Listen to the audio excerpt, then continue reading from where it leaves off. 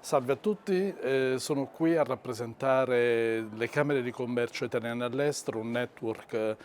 che rappresenta a oggi il più grande network che gli imprenditori italiani hanno come riferimento sull'estero per sviluppare la propria competitività e in particolare anche sul tema della sostenibilità, dove da tempo le nostre antenne, le nostre 86 antenne camerali presenti in 63 paesi del mondo hanno individuato come leva competitiva, seppur con diversa gradualità e diverse specificità da territorio a territorio.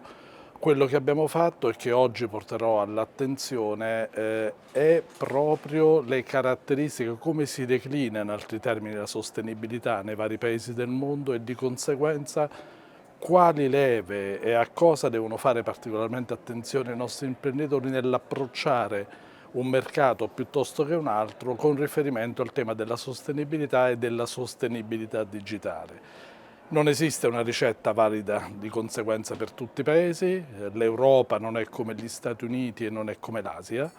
ma appunto grazie alle Camere di Commercio all'estero i nostri imprenditori italiani riusciranno a comprendere meglio quanto valga l'investimento in sostenibilità all'interno di quel paese e a considerare sempre di più la sostenibilità come una leva competitiva per l'export e non semplicemente come un costo.